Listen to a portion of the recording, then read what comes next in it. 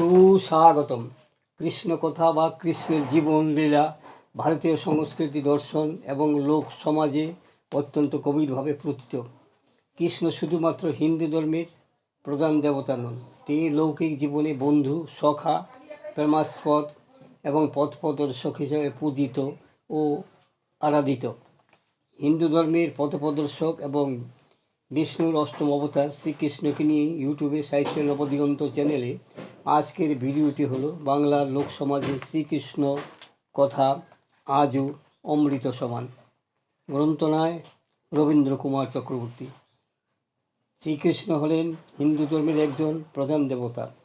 তিনি শ্রীবিষ্ণুর অষ্টম অবতার এবং স্বয়ং পরমেশ্বর ঈশ্বর হিসেবেও পূজিত হন। তিনি সুরক্ষা, করুণা, কোমলতা এবং প্রেমের দেবতা। হিন্দু দেবতার মধ্যে ব্যাপকভাবে শ্রদ্ধাশীল। শ্রীকৃষ্ণের নাম ও তার বিভিন্ন প্রতিশব্দ খ্রিস্টীয় প্রথম সহস্রাব্দীর সাহিত্য ও উপাসনা পদ্ধতির মধ্যে পাওয়া যায়। কিছু পরস্পরায়, যেমন শ্রীকৃষ্ণ বাদে কৃষ্ণকে পরমেশ্বর এবং স্বয়ং ভগবান হিসাবে পূজিত হয়। এইসব পরস্পরা মধ্যযুগ ভিত্তি আন্দোলনকে গড়ে তোলে। শ্রীকৃষ্ণ কথা ভারতীয় সভ্যতা সংস্কৃতি গোড়াপত্তনের সময় থেকেই নানাভাবে বিকশিত হতে শুরু করে। অন্যান্য তথ্য নিরূপণের মতো এই উৎস ভূমিকা অনুসন্ধান করা সহজলভ্য নয়। ভারতের সময় পর্বে যে কৃষ্ণকে অর্জুনের সারথি হিসাবে আত্মীয় বিনাশী যুদ্ধে নিয়ন্ত্রকের ভূমিকা দেখতে পাই। দ্বারকার রাজধানী স্থাপন করে তাকে যথারীতি রাষ্ট্র পরিচালনা করতে হয়েছিল। সমুদ্রগর্ভে দ্বারকা প্রাসাদ আবিষ্কারের ফলে তার দেবত্ব বা বৈকুণ্ঠ লোকের ধারণা ঐতিহাসিকরা পাথরে বড় ধরনের হোঁচট খেয়েছে। ভাগবতের পটভূমিতে কিছু ঘটনা বা পৌরাণিক বিশ্বাসের মেলবন্ধন ঘটলেও তার উপাদান সংগৃহীত হয়েছে ভারতের লোকজীবনের চিন্তার ভাণ্ডার থেকে। কৃষ্ণান্ত ভগবান স্বয়ং এই তত্ত্বের উৎপত্তি ঘটেছে তার অনেক পরে। কৃষ্ণকথায় ঝরে পড়েছে বজাঙ্গনার অশ্রুজল। ব্রজভূমি যে আরও সত্য হলো ভারতীয় লোকসমাজের মনোভূমিতে তার দৃঢ় প্রতিষ্ঠা ঘটেছে বজ্রবলি আর বাংলার লোককবিদের অতন্দ্র সাধনায়। বিরহ বেদনার সর্বোচ্চ স্তরে যে সুখানুভূতির অন্বেষণ, তার মধ্যে ইন্দ্রিয়তার শূন্যতা খুঁজতে খুঁজতে আমরা কেন দিগ্ভ্রান্ত হয়ে পড়ব? আমাদের সমৃদ্ধ লোকজীবনের উন্মুক্ত বহিরাঙ্গনটির সঙ্গে এই ভাবনা সূক্ষ্ম বিভাজন স্পষ্টতই বিদ্যমান।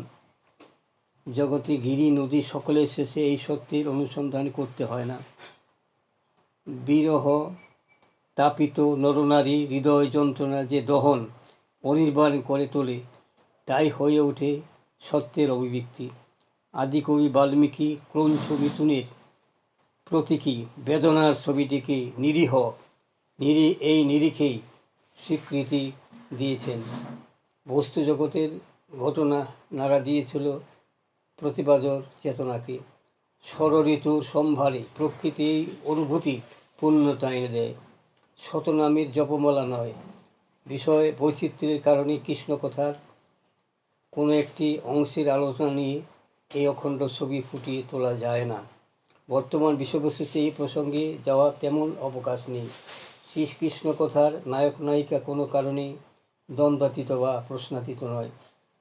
বিশেষ কোনো যমুনার তীরে তাদের বসতি নির্দিষ্ট করে দেওয়া হয়নি। মাতা, কন্যা, জায়া, সখী, ভগিনী, সুদূর অতীতকালের কোনো গোচরণভূমি রমণীয় পরিবেশে অসংখ্য সঙ্গী সাথীর সঙ্গে কেবল একটি রাখালিয়াবাসীর মাদকতায় অভিনব তাৎপর্য অর্জিত হয়েছিল জাতি, ধর্ম, জনগোষ্ঠী নির্বিশেষে সর্বোৎকৃষ্ট গ্রহণযোগ্যতা। বিশেষ উদ্দেশ্য সাধনকারী তা নিয়ে মাথা ব্যথা থাকলেও এই উপমহাদেশের কোটি কোটি মানুষ তার উপর নতুন কিছু উপস্থাপনের চেষ্টাকে নিজ নিজ অন্তরে তাগিদে নাচক করে দিতে পারবেন না। ভারতের পূর্বদেশে ভারতের পূর্ব দেশে জয়দেব কবি দশাবতারের অলঙ্কার পরিয়ে কৃষ্ণকথার মানবিক মহিমাকে পূর্ণ করতে পারেননি। তাই যৌবন ভাবনায় দগ্ধ গীতগোবিন্দের ভীরু নায়িকা শ্রী রাধাকে মেদুর আকাশের দিকে ক্ষণিক তাকাবার সুযোগ করে দিয়ে গৌড় বাংলার রাজসভা কবিকে ধীর সমীরে যমুনা তীরে বনমালীর বসতি খুঁজে খুঁজে সমকালীন কামশাস্ত্রের জৈব গুণাবলীর নিরিখে বিচার করতে হয়েছিল রাধাকৃষ্ণের সুপ্ত ইন্দ্রিয়জ কামনা বাসনাগুলিকে। অতি বাস্তব সৌন্দর্যের চেতনা, বর্ষা ঋতুর বৈচিত্র্যময় বেদনায় অনুভূতিগুলিকে উপেক্ষা করে একই বৈকুণ্ঠের দিকে অগ্রসর হতে চাইলে কৃষ্ণকথার লৌকিক গভীরতা ছেড়ে বেরিয়ে আসতে পারেননি। জনগণ থেকে প্রিয়জনে বিচ্ছিন্ন করতে চাইলে তার অস্তিত্ব বলে অবশিষ্ট কিছু থাকে না। জাতি দাঙ্গায় কলুষিত হাতে নির্মিত মন্দির এত বড় স্থান কোথায় যেখানে এই প্রিয় দেবতার অধিষ্ঠান হতে পারে? বহু দূরবর্তী প্রিয় মানুষের তো এই পবিত্র ক্ষেত্রে টেনে আনা যাবে না। তাদের প্রিয় দেবতা নিত্যদিন হেঁটে যায় তাদের ধূলিভরা আঙ্গিনা দিয়ে। বাংলা তথা সমগ্র উত্তর পূর্ব ভারতের লোকসমাজের এই সত্য দৃঢ়ভাবে প্রতিষ্ঠিত। কোনো নিষ্ঠাবান কৃষ্ণ ভক্ত বা বিধিবদ্ধ ভক্ত সমাজ তাদের পরম সত্যের ধারে কাছেও পৌঁছতে পারবে না। এই ধরনের ভক্তমণ্ডলীর হাতে চৈতন্যদেব বহুবার নিগৃহীত হয়েছিলেন। মৃত্যু ঘটেছিল দেব মন্দিরের পবিত্র শিলাতলে। বিষয়টিকে রহস্যময় অন্তর্ধান হিসাবে মন্দির কর্তৃপক্ষ চালিয়ে দেওয়ার চেষ্টা করলেও চৈতন্য সমাজ তার অভিযোগ খণ্ডন করা যায়নি। জাতি বিদ্বেষহীন একটি মৌলিক ধর্মকে আশ্রয় করে গড়ে উঠেছিল চৈতন্যদেবের অসাধারণ জনপ্রিয়তা। তবু অঙ্গভঙ্গ কলিঙ্গ সর্বত্রই তাকে বিরোধিতার সম্মুখীন হতে হয়েছিল। বৃন্দাবনের বড় গোস্বামী পরবর্তীকালে সুসংগত বৈষ্ণব সমাজ ও তাদের মতবাদ সম্পর্কে এই প্রতিবেদনে আলোকপাতের অবকাশ নেই। আমাদের পার্থিব পরিবেশে সমাগত ভোর রজনীর মেঘের ঘনঘটায় প্রিয়জনীর সমীপবর্তী হয়েও একটি বেকুল হৃদয় তখন উদ্বিগ্ন হয়ে পড়ে। দুর্গম পিচ্ছিল পথ অতিক্রম করা যায় না। পথের কষ্ট শারীরিক ক্লান্তি এনে দেয়। অবশেষে আঙ্গিনার দাঁড়িয়ে ভিজতে থাকে তখন আর একটি নিঃসঙ্গ পরিবেশে উদ্বিগ্ন দয়িতার দেখিয়া পরাণ ফাটে। প্রথাগত বৈকুণ্ঠের ছবি চোখের ঝোলে ঝাপসা হয়ে যায়। মূর্ত অমর্ত্যের দ্বন্দ্বে এমন সহজ সমাধানের সুযোগ আর কোথাও আছে বলে মনে হয় না।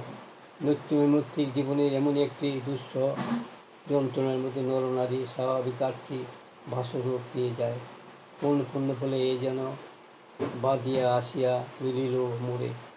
ভালোবাসার সত্য মূল্যে শ্রীকৃষ্ণ কথার এই স্বাভাবিক পবিত্র সম্পর্কে যুগ যুগান্তর জুড়ে মানুষের আকাঙ্ক্ষার মধ্যে সেতু বন্ধন করে এসেছে।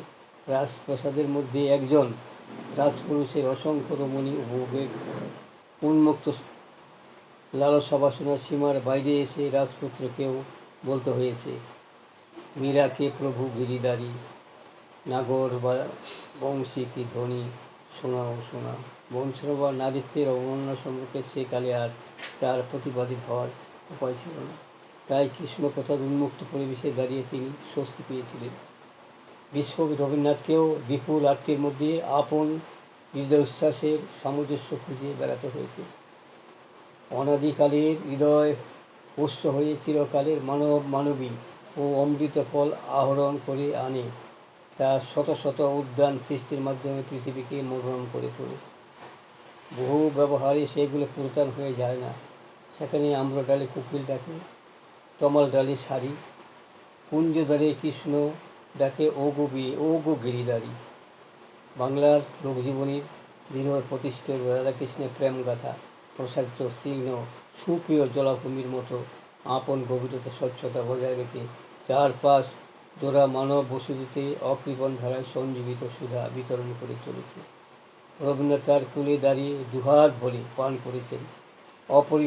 অপরিমেয় কবি প্রতিভার মধ্য দিয়ে ঘটেছে তার পরম আত্মীয় বরণের উপলব্ধি। তাই প্রিয়জনকে যা দিতে পারা যায় তাই নিবেদন করেছেন দেবতার উদ্দেশ্যে। দেবতার প্রাপ্যটুকু তুলে দিয়েছেন প্রিয়জনের হাতে। তিনি খুব বিশ্বস্ততার সঙ্গে এমন সূত্রায়ন ঘটিয়েছেন, কেননা রাধিকার অশ্রু সজল আঁখি দুটি তার মনে একাকার হয়ে আছে লক্ষ কোটি বিরোহিণীর চোখে। তাই বিরোহিণী প্রিয়া মিশে থাকে প্রভাতের অরুণ আবাসে, ক্লান্ত সন্ধ্যা দিগন্তের করুণ নিঃশ্বাসে, ভাষার অতীত তীরে কবিদের কাঙ্গাল নয়ন যেখানে থেকে বারবার ফিরে আসে ব্যর্থ মনোরথ হয়ে, রাবীন্দ্রিক স্বভাবে বস্তুগত দৃষ্টিভঙ্গিতে সেই প্রকৃতিজাত প্রিয় রমণীর অধরা হয়ে পড়াটাই কাব্যধর্ম। অনাবশ্যক উষ্ণ জলের মধ্য দিয়ে তা রসোত্তীর্ণ হয়, উৎকর্ষতা লাভ করে। আসলে আমাদের মস্তিষ্কে আকাশকে স্পর্শ করতে পারে না, তাই মৃন্ময়ী পৃথিবীর যাবতীয়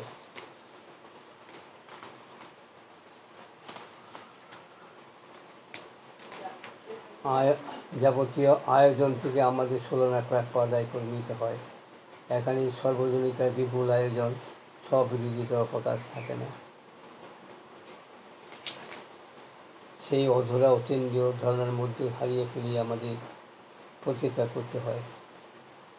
প্রার্থিত নায়িকার মূর্তিতে ভাস করে ওঠে কবি, তখন সেই দুটিময়ী উদ্বিগ্ন যৌবনার সান্নিধ্য লাভে সক্ষম হয়।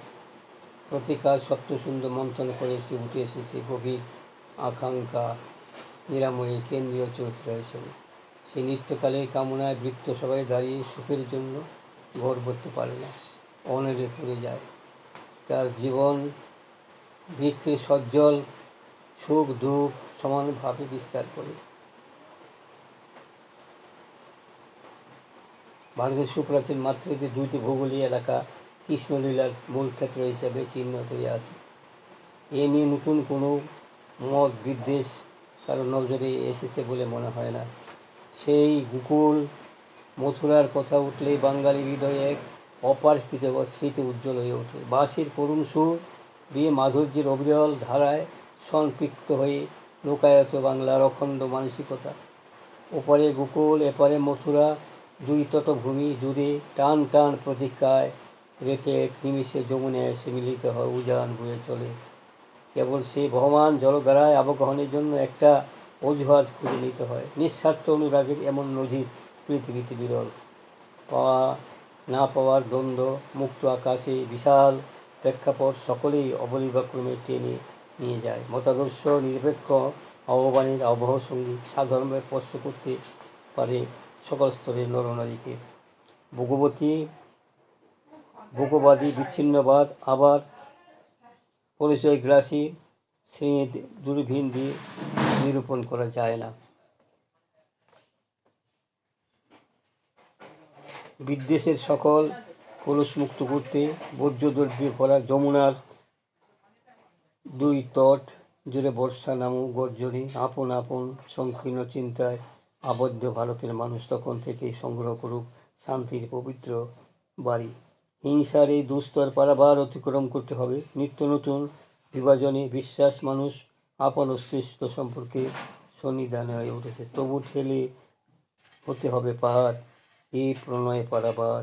সৃষ্টির উপকূলে নতুন বিজয় দরজা তুলে পাপের মুখ দেখেছে চিনতে পারেনি শিশুঘাতী নরঘাতী সাম্প্রদায়িক দস্যু। সেই কঠিন সত্যের মুখোমুখি দাঁড়াতে হবে। অগ্নি পরীক্ষায় এমন হলে উত্তীর্ণ হওয়া সম্ভব। ইতিহাসে বিকৃতকারী সভ্যতার মধ্যে শ্রীকৃষ্ণ নাম আজও আছে, থাকবে চিরকাল উদ্দীন হয়ে ধর্ম মানুষের মনের মধ্যে। শ্রীকৃষ্ণ এমন একটি পুরুষ যার সমস্ত জীবন ভরে রয়েছে মানুষের প্রতি ভালোবাসা, স্নেহ, মায়া, মমতা। শ্রীকৃষ্ণই কলিকালের সার। আমার এই সংক্ষিপ্ত ভিডিওখানি এখানে শেষ হলো। যদি আপনার মনে করতো সাবস্ক্রাইব, শেয়ার এবং লাইক করতে ভুলবেন না। সুস্বাগত।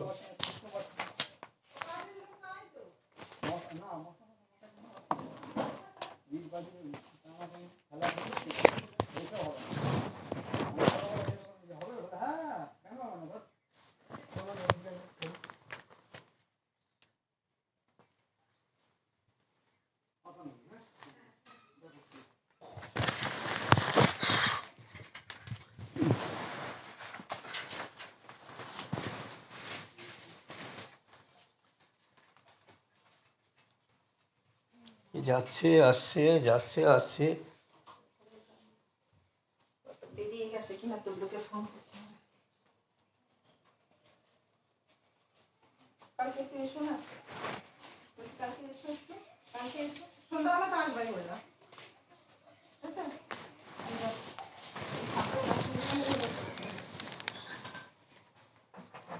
আর একটা আছে মামনি, আর একটা আছে। কোথায় বসি এখন?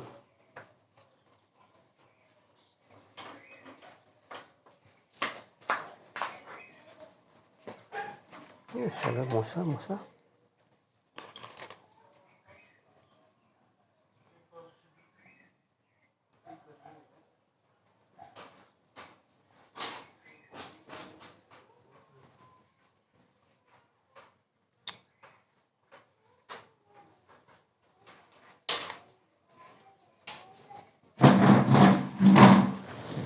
ওহ,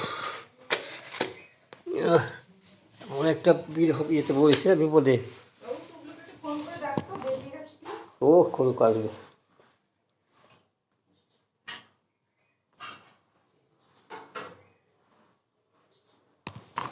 ওরা আসবে বলেই তো আমি এই এতে পড়েছি।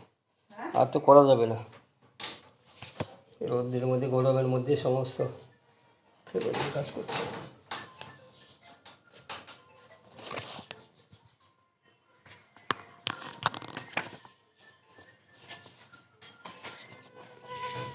হ্যাঁ বলো। হ্যাঁ ঠিক আছে।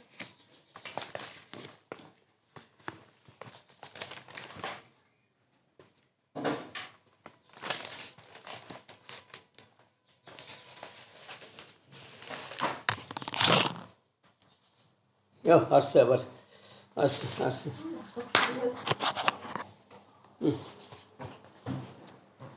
যা, ও দিয়েছে সুযোগটা।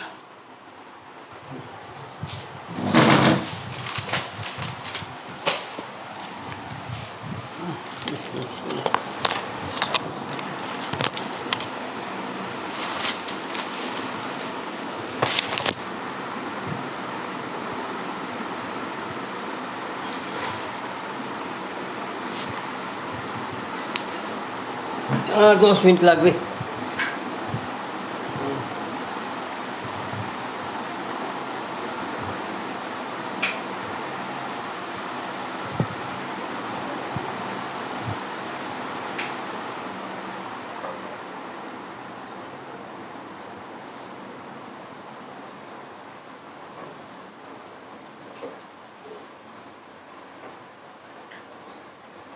এই গরমের মধ্যে বেরোবে, 4টার সময় বেরোবে তা না। পারবো না।